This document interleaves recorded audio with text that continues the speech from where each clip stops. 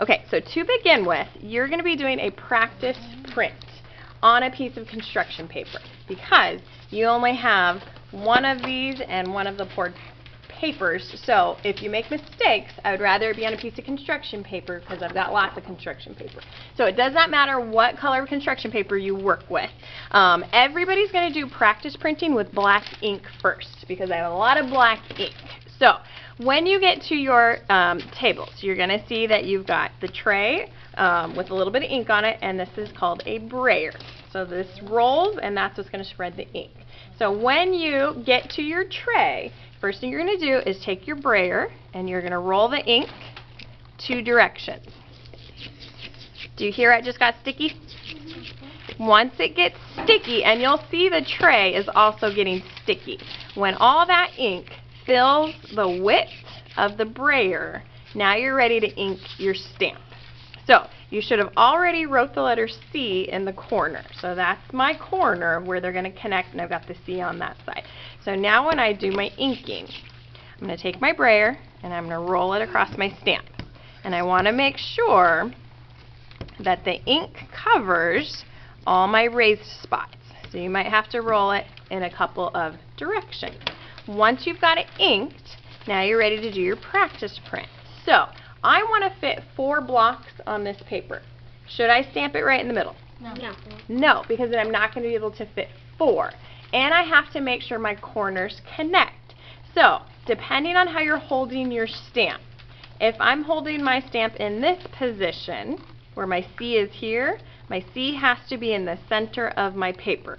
So if it was turned this way and my C was here, my stamp would have to go here. So it might be helpful to put your finger in the middle of the paper, then figure out, is my C touching my finger?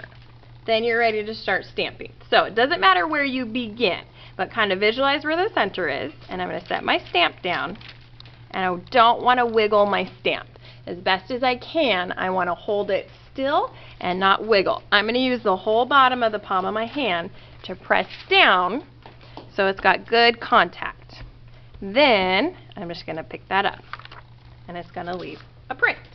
So now I'm going to repeat that. I'm going to roll a little more ink, put some ink on here, and this is also a test for your carving.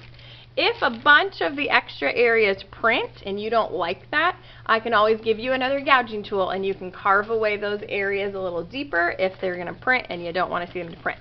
Okay, so now I want to complete my block of 4. So now I need to look at my letter C and make sure it's still in the corner.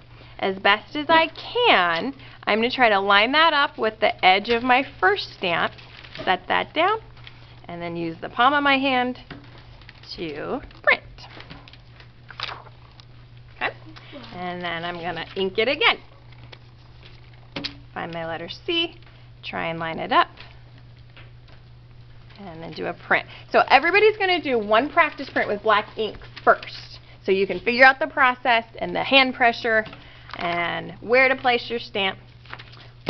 And